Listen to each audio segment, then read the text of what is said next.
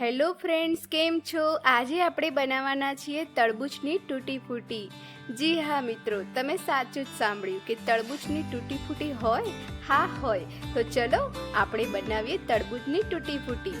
તરબૂચની ઉપરની છાલને આપણે છોલી દેવાની છે અને આ રીતે નાના નાના ટુકડા આપણે કરી લઈશું, જે તમે વિડીયોમાં જોઈ રહ્યા છો.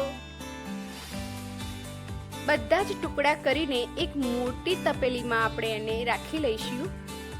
તમે જોઈ શકો છો કે અહીંયા ટુકડાની સાઈઝ બસ આ રીતની સાઈઝ રાખવાની છે.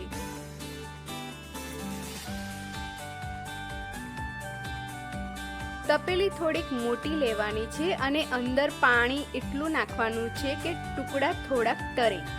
બસ તમે જોઈ શકો છો. બરાબર મિક્સ કરીને હવે તેને ગેસ ઉપર આપણે ચડાવી દઈશું.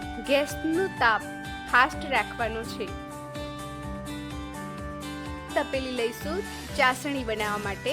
અહીંયા મેં સાકરનો ઉપયોગ કર્યો છે. તમારે જેટલું જે તૂટી ફૂટી છે, જેટલી ઘડી જોઈતી હોય એ પ્રમાણે સાકર કે ખાંડ લઈ શકો છો.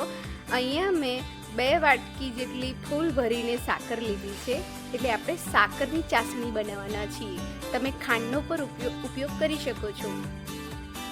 અહીંયા મેં 1.5 ગ્લાસ જેટલું પાણી લીધું છે અને આપણે એની ચાસણી બનાવીશું. તમે ખાંડ લઈ શકો છો, પણ બાળકો માટે બનાવીએ છીએ એટલે સાકર બેસ્ટ છે.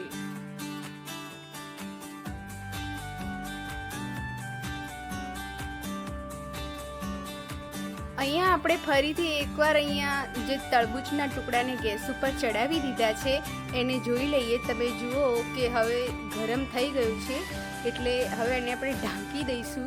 ઢાંકીને થવા દેવાનું છે. 15 મિનિટ જેટલો સમય લાગે છે, જ્યાં સુધી એ ટ્રાન્સપરન્ટ ન થઈ જાય ત્યાં સુધી.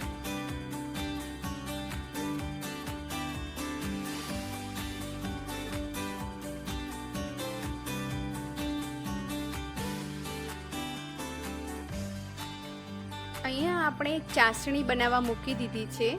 તમે જોઈ શકો છો મિત્રો કે એક બાજુ આપણી તરબૂચની જે આપણે નાના નાના ટુકડા કર્યા છે એ બને છે અને બીજી બાજુ ચાસણી.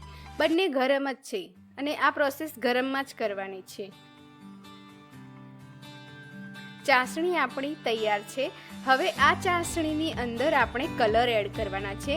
અહીંયા મેં મોહનથાળ માટે આપણે જે કલર લઈએ છીએ ઓરેન્જ કલર એ મેં યુઝ કર્યો છે, અને બીજો એક રેડ કલર પણ એ જ કંપનીનો આવે છે, એ રેડ કલર પણ લીધો છે. તમે